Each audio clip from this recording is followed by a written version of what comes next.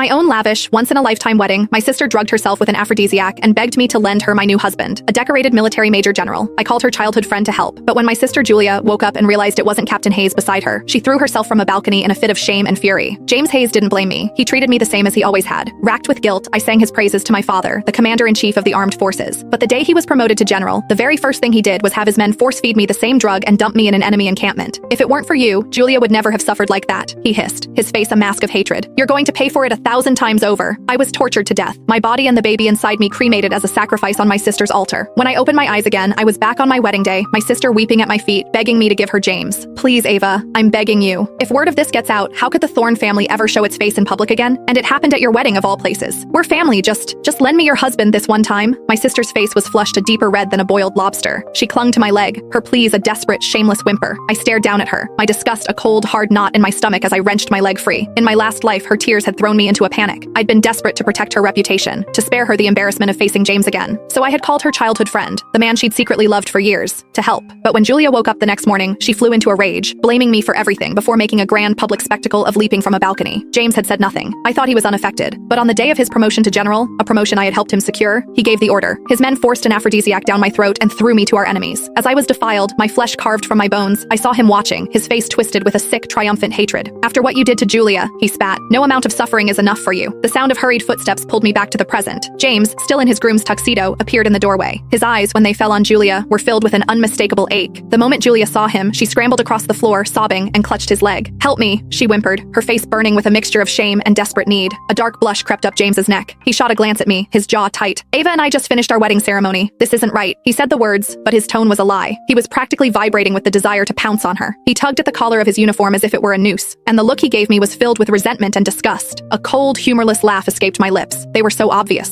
How had I been so blind? This time, I would give them exactly what they wanted. It doesn't matter, I said, my voice flat. We're both the commander's daughters. Marrying one is the same as marrying the other. You can always have another wedding. James's head snapped up, his eyes wide with shock. He clearly hadn't expected the woman who had been so ecstatic to marry him just hours before to say something like this. He opened his mouth, but no words came out. He didn't have time to think. Hearing my permission, Julia grew bolder, wrapping herself around his neck like an octopus and pulling him down for a kiss. James shot me one last fleeting glance before his face turned beet red. He swept Julia into his arms and carried her into the adjoining room, shutting the door behind them. I stared at the closed door, my expression blank. My reflection in the nearby mirror showed a woman in a magnificent white gown. A laugh bubbled up from my chest. Hilarious. Utterly, ridiculously hilarious. I turned to my assistant, who was frozen in place, speechless with shock. Help me out of this dress, I said. I pulled out my phone and sent a single public message announcing that the wedding was off. Then, after months of non-stop, frantic wedding preparations, I let the exhaustion claim me. I collapsed onto the bed and fell into a deep,